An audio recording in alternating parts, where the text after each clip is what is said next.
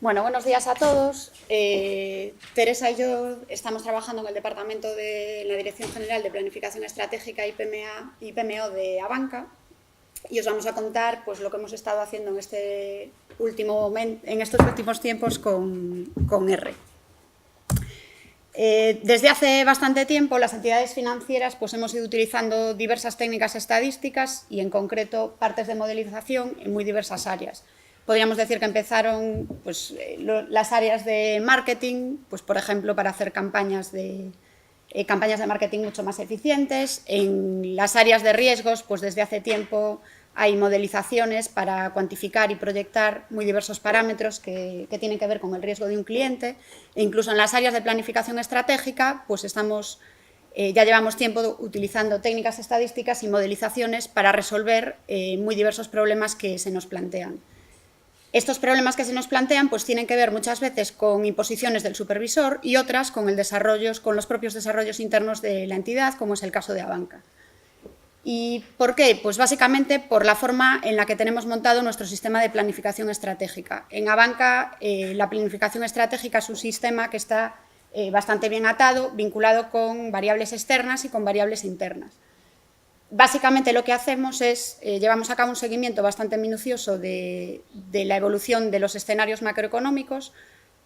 Somos capaces de construir a partir de ese seguimiento un panel de unos 15 indicadores macroeconómicos que somos capaces de proyectar a futuro y esos escenarios macroeconómicos nos sirven como entrada para unos modelos en los que tratamos de proyectar la evolución a futuro de variables de negocio en el sistema financiero español. Esas proyecciones nos permiten bajar o aterrizar el plan estratégico que en el Consejo se dibuja con una serie de prioridades estratégicas, pues somos capaces de atar esas prioridades estratégicas y traducirlas en términos de ganancia de cuota utilizando esos modelos estadísticos que tienen que ver con el macro y con ciertas variables de negocio. A partir de tener aterrizadas esas prioridades estratégicas en términos de ganancia de cuota, somos capaces de desarrollar un plan de negocio anual con un presupuesto que está compuesto pues, por una serie de ítems que se pueden seguir, que tienen sus metas y que el banco sigue de forma exhaustiva trimestralmente para ser capaces de evaluar el desempeño. Eso por la parte interna. Y además, pues, el sistema financiero está sujeto a una supervisión bastante estricta y, por ejemplo, el ICAP, que es el informe de educación de capital, en el que el banco, entre otras cosas, pues tiene que razonar y demostrar que su capital es suficiente y cómo va a ser capaz de responder a situaciones adversas, con lo cual volvemos a hacer uso tanto de proyecciones de escenarios macroeconómicos como de esa relación que tenemos con las variables de negocio. En temas de riesgos, pues por diferentes normativas, como puede ser IFRS 9, están obligados a tener modelos que tratan variables macroeconómicas y las relacionan con parámetros de riesgo, incluso llegando a tener que utilizar escenarios con probabilidades de ocurrencia asociadas para luego poder ponderar los resultados. Y como último ejemplo, pues el stress test, lo pongo como ejemplo porque lo hemos padecido este año, es un ejercicio que desde el Banco Central Europeo se nos pide a un montón de entidades financieras del sistema financiero europeo y en el que, entre otras muchas cosas, se nos pide una proyección con una metodología muy atada para que luego ellos sean capaces de hacer comparaciones entre entidades muy dispares, pero aunque esa metodología está muy atada, es cierto que nos abre ciertas puertas para poder utilizar modelizaciones y este año pues, lo hemos hecho con líneas de comisiones, con tipos de interés e incluso con alguna variable de negocio que necesitábamos justificar lo que íbamos a poner. Pues solo con estos 5 ejemplos que os hemos citado, al final, ¿a qué problemas necesitamos hacer frente? Vamos a necesitar hacer uso de información de bases de datos externas, por supuesto, de bases de datos internas del banco, necesitamos hacer modelización, necesitamos ser capaces de comunicar nuestros resultados tanto para afuera como a otros departamentos de la propia entidad. El supervisor nos exige que seamos capaces de reconstruir la traza de eso que les estamos contando, desde nuestro punto de partida hasta el resultado que les estamos dando. Y, por supuesto, pues queremos tener una coherencia en todo lo que hacemos. No tendría sentido ninguno que para el plan estratégico utilizásemos un escenario macroeconómico, la gente de riesgos utilice otro para valorar a los clientes y al supervisor le contemos otro. ¿Vale? Bueno, pues estos 6 aspectos que os hemos puesto aquí hemos decidido resolverlos utilizando R y esa es la parte que os va a contar Teresa con un poco más de detalle. Hola a todos, ahora vamos a hablar efectivamente de cuáles de estas tareas los podemos realizar con R y de qué manera. Y el objetivo de la presentación es doble. Por un lado, pues dar una visión de efectivamente las tareas que se realizan dentro de una entidad financiera, una pequeña parte de estas tareas, y por otro lado compartir con vosotros pues ciertas funcionalidades de R que hemos ido descubriendo y que nos han resultado de mucha utilidad. Entonces, en línea con los que nos contaba ahora Belén, con las tareas que nos contaba, vamos a organizar la presentación en 3 puntos. Vamos a hablar de los datos, del tratamiento que le damos a los datos y, por último, de la difusión de los resultados. Los datos. En Abanca trabajamos tanto con datos internos, que son datos que genera la propia entidad. Como clientes de Abanca, cada vez que vamos al cajero, hacemos una retirada de efectivo, hacemos una operación con la tarjeta de crédito, todo esto queda registrado y es lo que conocemos por datos internos. Y datos externos, como su nombre bien indica, son datos que obtenemos de un proveedor externo. Los datos internos normalmente los obtenemos de la base de datos con SQL, aunque después el tratamiento sí que solemos hacerlo en R, tratamiento que después estudiaremos. Los datos externos se emplean de cara pues, al seguimiento macroeconómico del que hablaba Belén y son muchas las fuentes, como por ejemplo el IGE, el INE, el Banco de España, Banco Mundial, Ministerio de Economía. Vamos a centrarnos en esto, en los datos externos. ¿Cómo los obtenemos? Pues bien, antes el proceso es un poco tedioso. Teníamos que ir a la página web, buscar los datos, descargarlos, seleccionar aquellos que necesitábamos y, por último, guardarlos en el destino que quisiéramos. Con R, y como lo estamos haciendo actualmente, somos capaces de convertir este proceso en un proceso mucho más rápido y eficiente, ahorrando con ello tiempo. ¿Cómo hacemos esto? ¿Cómo a partir de R conseguimos obtener estos datos de manera directa? Tenemos 4 maneras de abordar el problema. Directamente desde la URL de descarga, por ejemplo, desde el Banco de España, a partir de una dirección web ya generamos un archivo CSV o una carpeta comprimida que es de R, abrimos, seleccionamos las variables y ya nos construimos una tabla con los datos que queremos. A través de la API, por ejemplo, el IGE o el INE disponen de una API y desde R hacemos una consulta y obtenemos los datos que queremos. Y aparte R tiene librerías, por ejemplo el Banco Mundial, aunque tiene una API, no tenemos que hacer peticiones de información ya que existe una librería que de una manera mucho más cómoda nos permite obtener estos datos. Cuando nada de lo anterior es posible, pues utilizamos técnicas de web scraping y en concreto la librería RBase de la que ya han hablado los ponentes anteriores. Una vez hemos descargado los datos, lo que hacemos con la librería XLSX guardarlos en archivos Excel en los cuales podemos ir incorporando distintas hojas con la distinta información que queremos guardar. De esta manera, en vez de todo ese proceso tedioso, con scripts de R somos capaces de descargar toda esta información. Pero R nos permite dar un paso más. Sí que es cierto que la publicación se suele dar con cierta frecuencia, entonces podemos automatizar estas tareas. La librería Task Schedule de R, de la que ya hablaron los ponentes anteriores, nos permite hacer esto y vamos a ver un ejemplo. Vamos a ver un ejemplo desde RStudio, son necesarias tener cargadas estas librerías. ¿Y qué vamos a intentar hacer? Vamos a simular 200 datos y lo que queremos hacer es guardarlos en un archivo cuyo nombre sea datos simulados seguidos de la hora en la que se ha guardado y queremos que esto se haga cada minuto, que sin la necesidad de tener R abierto se esté simulando y guardando estos datos. Entonces el primer paso es construir el script donde simulamos los datos y los guardamos en una tabla con el nombre que he dicho y a continuación iríamos a Addings, seleccionaríamos aquello y se nos abre esta ventana en la que tenemos que seleccionar el script, cargar el script que queremos que se ejecute con cierta frecuencia y la librería en la que queremos que se ejecute, la que digamos sea el directorio de trabajo. A continuación vamos a seleccionar la frecuencia con la que queremos que se ejecute, en este caso hemos dicho cada minuto y en el momento que lo hicimos decidimos ponerlo desde las 2:15. Le damos a crear tarea y R nos devuelve un mensaje conforme esta tarea se ha creado. Esperamos un tiempo y hemos ido a la carpeta donde pusimos que trabajara. ¿Y qué obtenemos? Vemos que desde las 2:15 hasta las 2:25, que ha sido como cuando hemos abierto esta carpeta, se han generado datos y se han guardado estos archivos. esta funcionalidad de R nos ha resultado de mucha utilidad, pues esto, para automatizar las descargas o cuando tenemos modelos que queremos ir actualizando con el tiempo y obteniendo los resultados, y por eso queríamos compartirla. ¿Qué pasa si ahora queremos eliminar esta tarea? Si no queremos que cada minuto esté continuando simulando datos y guardándolos. Pues en el mismo sitio donde la creamos hay una pestaña que pone eliminar o parar, clicaríamos sobre la rutina y efectivamente vemos cómo R nos devuelve un mensaje de se ha eliminado esta rutina. Hemos hablado de los datos con los que trabajamos, ahora vamos a hablar del tratamiento que les damos, diferenciando en 3 etapas, la lectura y la preparación, la corrección y la modelización. La lectura y la preparación viene muy en línea pues, con lo que he explicado antes, con lo que hemos explicado antes.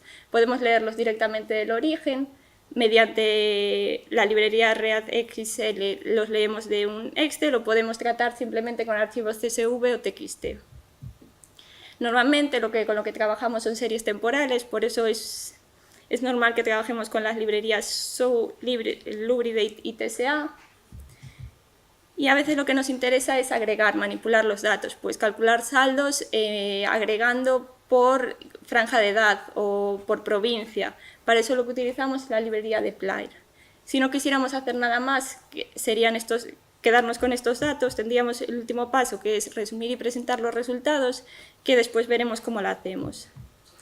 Muchas veces no podemos trabajar con estos datos en bruto, sino que es necesario corregirlos, dar un paso previo, como es la detección de datos atípicos. ¿Qué pasa con los datos internos? En el año 2011 hubo una fusión de cajas, entonces hay ciertas variables que sí que se han podido reconstruir, pero hay otras que no, como la que vemos a continuación. Entonces esto motiva a tener que hacer esta corrección.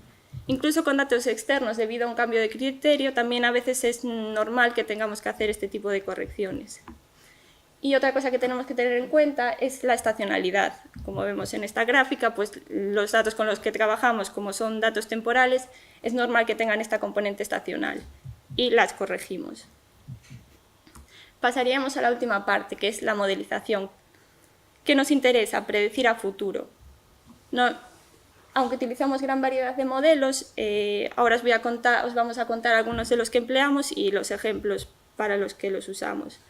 Empleamos modelos Box-Jenkins o de regresiones dinámicas. Estos modelos los hemos empleado tanto para modelizar las distintas líneas de comisiones que nos comentaba Belén antes, que tuvimos que generar estos modelos para el stress test, para modelizar las variables de negocio, que es una de las patas de la planificación de Abanca, o para predecir, por ejemplo, el PIB de Galicia. Empleamos también modelos de series temporales multidimensionales, entre los que destaca un procedimiento por el cual generamos escenarios macroeconómicos para 15 variables, de manera que las proyecciones sean coherentes, y se necesita proyectar un escenario base, un escenario adverso y un escenario optimista. Además, asignarles una probabilidad de ocurrencia, es decir, un escenario optimista, si todo va bien, cómo van a evolucionar estas variables y con qué probabilidad va a pasar eso. Por último, comentar un modelo de síntesis de indicadores que se desarrolló en un trabajo fin de máster este año en el departamento, que a partir de una batería de variables internas y empleando modelos de componentes y principales dinámicas, se obtenían las dos primeras componentes que se ajustaban en un modelo no lineal para predecir el consumo, la componente del PIB de Galicia. ¿Qué buscamos en los modelos cuando ajustamos modelos? Bien, lo que queremos es que sean modelos válidos, que tengan validez estadística. Nos interesa tener un grado de ajuste de estos modelos, cómo de bien ajustan, un buen nivel predictivo, porque es lo que vamos a querer hacer, predecir con estos modelos. Para ello lo que hacemos muchas veces es ejercicios de backtesting, recortar los datos y ver qué tal nos predicen, para tener pues un pulso de cómo de bien predice el modelo. Y un ejercicio que solemos hacer con bastante frecuencia es el análisis de sensibilidad. La mayoría de los modelos incluyen variables exógenas, entonces una vez ajustado el modelo, una vez dada una predicción, ¿qué pasa si esta variable exógena cae? ¿Qué pasa si esta variable exógena empieza a subir? Pues en esto consiste el análisis de sensibilidad. Una vez que hemos estudiado los datos, hemos trabajado con ellos, tenemos que hacer algo con los resultados. Lo que hacemos son dos opciones, o generar informes, para lo que utilizamos la librería R Markdown, o la creación de aplicaciones con la librería Shiny. Vamos a empezar con la generación de informes. ¿Cuándo es útil? Es útil cuando es necesario reportar a un supervisor los datos, tanto las proyecciones como los estadísticos del modelo, como es el caso del stress test o del ICAP. O también para que quede recogido a nivel interno, ya que no podemos decir esta variable va a valer tanto y que quede en el aire, no, tiene que dar constancia de ello. Entonces, pues es de gran utilidad. Esta librería permite generar archivos Word, PDF o HTML de manera simultánea a que el código se esté ejecutando y resulta realmente cómodo. Este es un ejemplo del documento Word que generamos para el stress test. Decimos generar un documento Word porque lo que hacíamos nosotros era solo una parte del documento que se mandaba, el documento principal, entonces de esta manera podíamos incorporarlo. En lo que estamos trabajando mucho ahora en el departamento es en la creación de aplicaciones, ya que otorga a los usuarios no conocedores de R una participación muy activa en el proceso que he contado, de lectura de datos, corrección, modelización, análisis de sensibilidad. Y esta es pues, la interfaz de la aplicación con la que estamos trabajando y que hemos creado.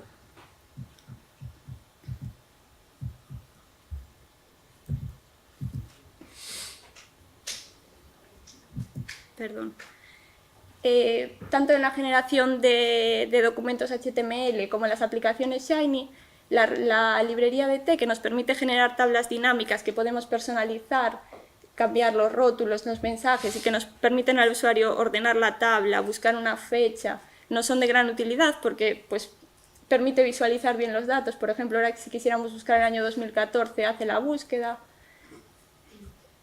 Y otra funcionalidad que también incorporamos es la librería dgraph, que ya comentaron también los otros ponentes, y que permite, aunque ahí no se ve el cursor, cada vez que vamos tocando por el gráfico, nos devuelve el valor y podemos hacer zoom en la ventana temporal del gráfico.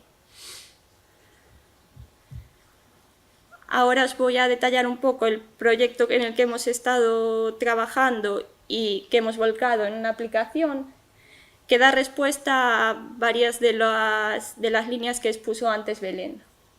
Tenemos que generar escenarios macroeconómicos a los que vamos a tener que otorgarles una probabilidad de ocurrencia y estos escenarios los vamos a utilizar para otras cosas dentro del departamento, pero también en otros departamentos, ya que para decir lo que va a valer una variable con las que trabajamos es de vital importancia saber cómo va a evolucionar el entorno. Entonces, ¿cómo vamos a generar estos escenarios y otorgarles esta probabilidad? Vamos a coger el Producto Interior Bruto y vamos a generar escenarios para el Producto Interior Bruto base adverso y optimista y mediante un modelo interno le vamos a dar una probabilidad de ocurrencia. Con estos escenarios de PIB, con este PIB lo que vamos a hacer es ajustar modelos macro que de alguna manera estén vinculados a esta variable. De esta manera estos escenarios van a heredar la probabilidad de esta variable. Y con estos escenarios es con los que vamos a proyectar pues, las variables de negocio sobre las que son una de las patas de la planificación de la entidad. Entonces, con esta idea hemos creado la siguiente aplicación que mostramos en el siguiente vídeo.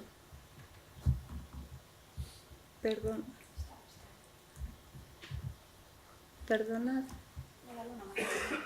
¿Te doy? Vale. Esta es nuestra aplicación, entonces vemos que tenemos varias pestañas. La primera, el primer paso, necesitamos generar un escenario para el PIB, mencionar que todos los datos que hemos puesto no son datos reales, son datos ficticios. Entonces, al darle una probabilidad, allá arriba podemos seleccionar una probabilidad de ocurrencia, nos va a generar un escenario para este Producto Interior Bruto. También podemos darle un escenario del Producto Interior Bruto y que nos dé su probabilidad de ocurrencia. Y nos iremos a la pestaña de modelización con este escenario. En esta primera parte es una comprobación de que las variables han leído bien, pero no vamos a mostrar las variables con las que trabajamos. Y aquí está el escenario que teníamos en la pestaña anterior, con el que vamos a trabajar. El PIB, hicimos un escenario anual, lo tenemos que reconstruir a la frecuencia con la que trabajamos y a continuación vamos a ver un modelo, un ejemplo de modelo con el que trabajamos.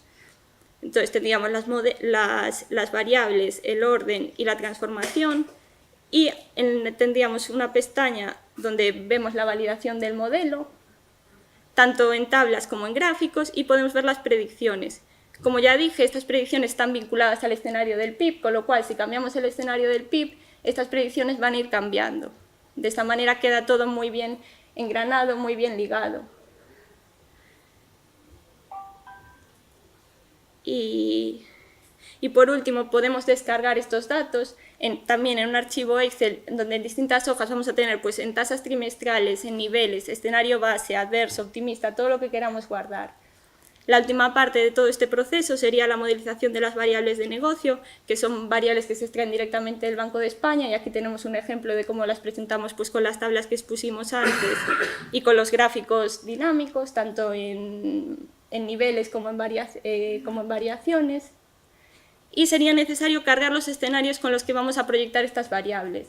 Para ello seleccionaríamos el tipo de escenario, el archivo donde está, que como dije guardamos en un Excel con muchas hojas, entonces seleccionaríamos el Excel y a continuación la hoja de la que queremos extraer los datos y así con los 3 escenarios, y pasaríamos a la parte de la modelización, los distintos modelos que ya no vamos a mostrar. Entonces, recapitulando, pues los objetivos de esta presentación eran dos. Uno, pues dar una visión de las tareas que llevamos a cabo dentro del departamento y cómo las podemos llevar a cabo con R. Y otro, compartir con vosotros ciertas funcionalidades que esperemos que os hayan sido útiles. Gracias.